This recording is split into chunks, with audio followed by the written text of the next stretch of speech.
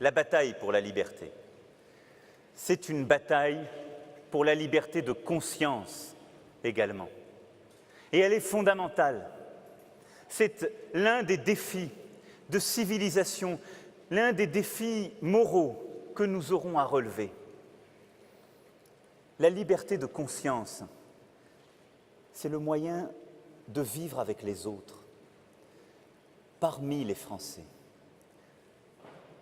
C'est ce qui autorise des éléments fondateurs de notre identité, le dialogue, le débat, l'échange, la rencontre, la reconnaissance, la tolérance. Et pour ce faire, il faut sortir de ce discours de haine réciproque. J'entends les uns qui voudraient que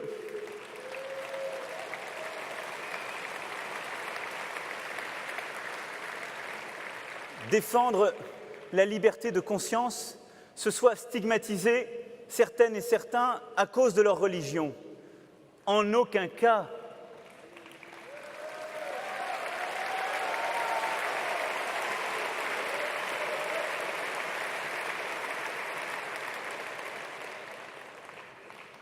Tout simplement parce que c'est ainsi insidieusement rediviser le pays.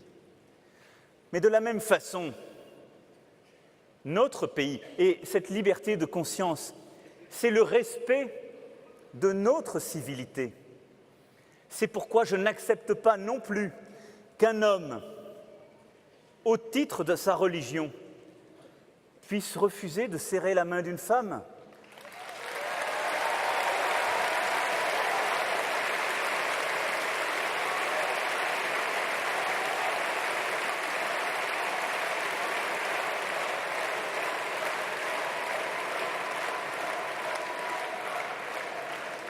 C'est pour la même raison que je n'accepte pas que des regards d'hommes puissent interdire à une femme de venir s'installer à une terrasse ou dans un café.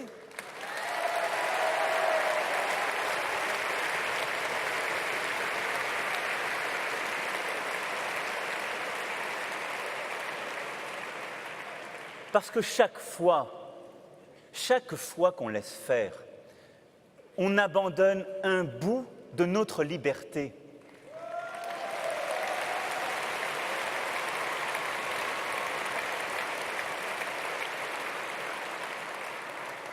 Ne pensez pas, j'étais tout à l'heure, hier à la gare de Lyon, une jeune femme est venue me voir en me disant « Moi, on m'empêche de travailler avec le voile.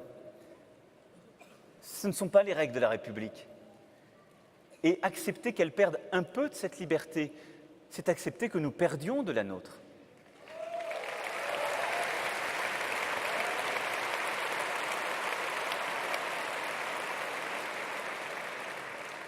Parce qu'elle ne travaille pas dans un service public où la neutralité est requise.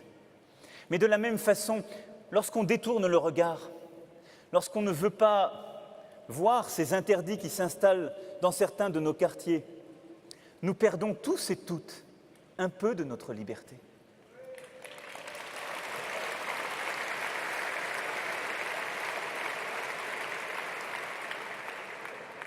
Parce que la laïcité, c'est un bouclier. Parce que la laïcité, ça n'est une menace pour personne, c'est une liberté pour tous et une exigence pour chacun.